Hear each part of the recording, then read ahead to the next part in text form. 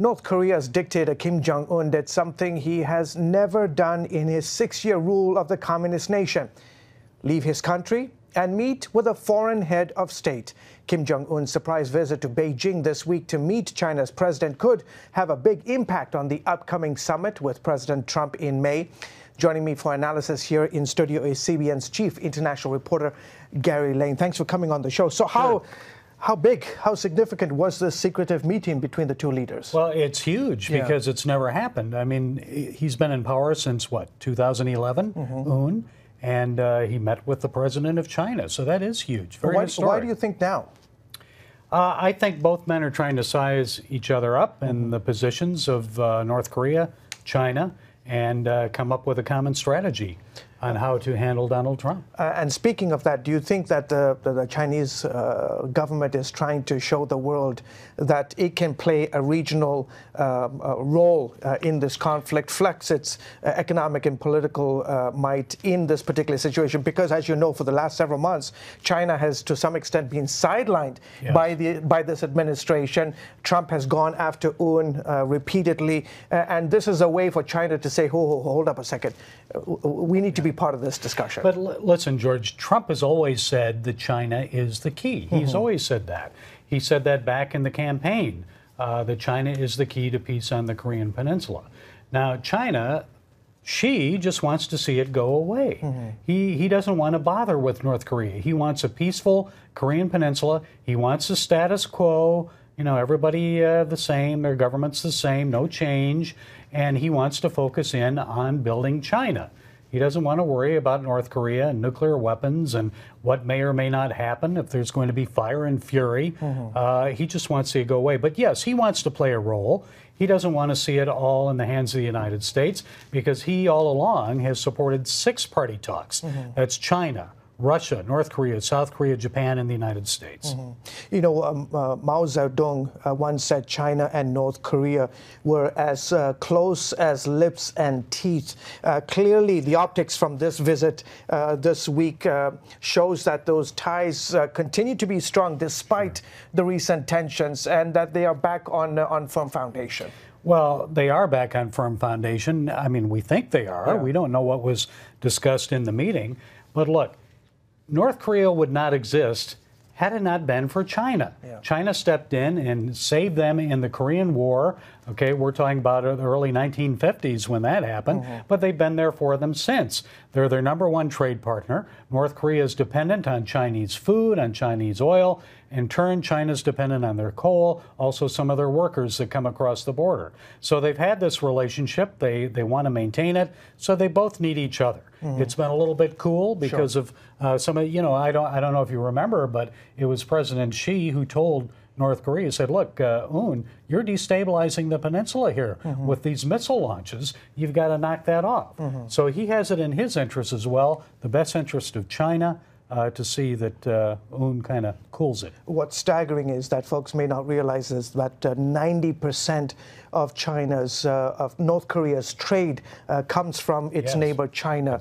So it's a huge role that they play.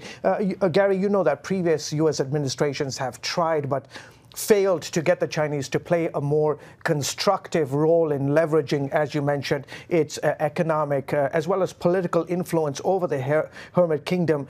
Will that change anytime soon? Well, I think it has changed, George, because Donald Trump has said that he wants to impose tariffs against Chinese goods. China has to be very careful. They want to make good with the world. They don't want to rock the boat. They don't want to see problems economically because China is very dependent upon the United States, other nations for trade and money.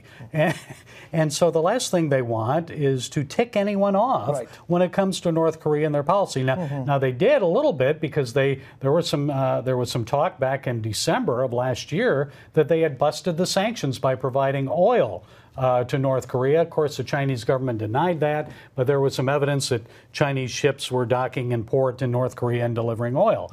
So, you know, the Trump administration, some of the members of the UN responded and said, look, we're going to impose sanctions against any country that busts the sanctions against North Korea. So that meant China and Russia.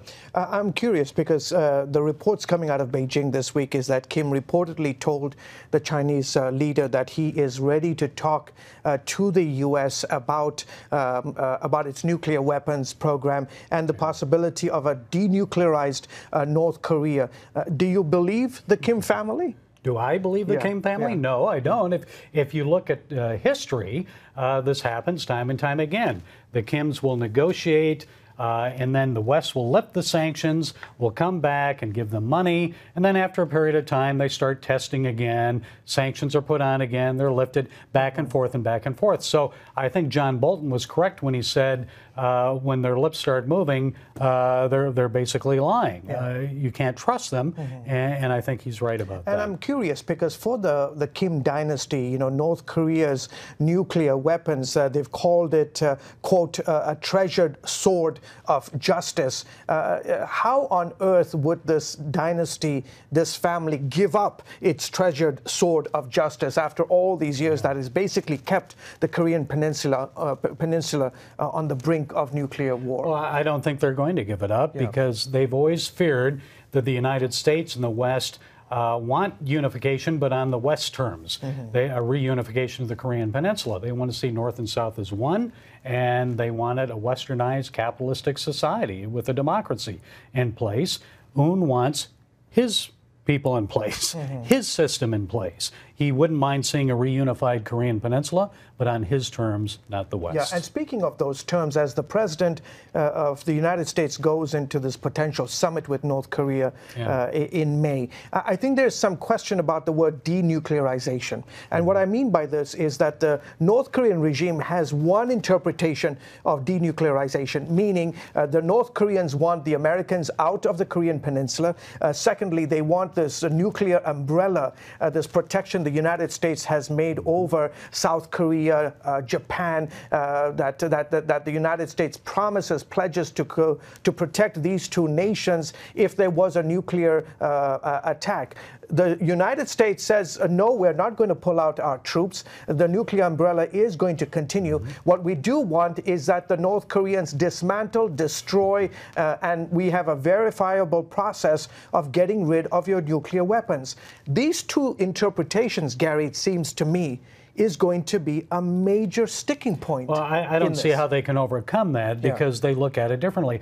Un, of course, denuclearization to him is nukes being out of the Korean Peninsula, not just on his side, but on the West side. Correct. And I doubt the South Koreans and the United States are going to go for that. Japan probably wouldn't go for that as well because that's a protection that the South will not be invaded by China or by North Korea.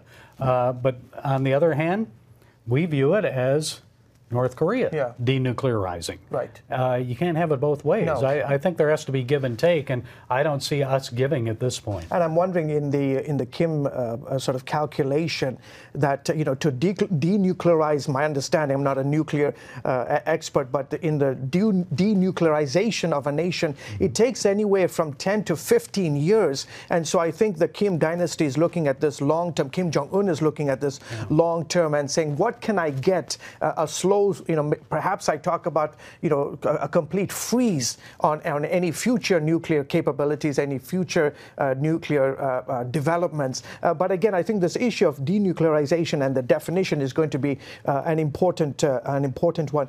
Gary, all of this is happening in the midst of what's going to happen in the next few weeks as the White House prepares to welcome Trump's new national security advisor, John Bolton. What are Bolton's views on negotiating with North Korea? Well, Bolton doesn't believe that Kim Jong-un or any of the North Korean leadership can be trusted. I think he's skeptical of China and the role that China will play. He trusts Japan, he trusts South Korea, but he is a hawk, and he believes the same way that Donald Trump believes that we need to maintain a consistency here in the policy, a tough policy, fire and fury if you don't see things our way. That's what they believe brought Kim Jong-un to the table. That's what they believe will be successful in the future. And he is going to be indeed tough on North Korea. Well, he will, and I don't know how this is all going to flesh out. We'll have to wait and see. Okay, terrific. Somebody who will be watching the fleshing out of all of this will be my... And so will you. That's right. My esteemed colleague, Gary Lane. As always, sir, thank you for your analysis on this. You can get the very latest by going to our website at cbnnews.com. On behalf of Gary Lane, myself, I'm George Tallis. Thank you for joining us for the show.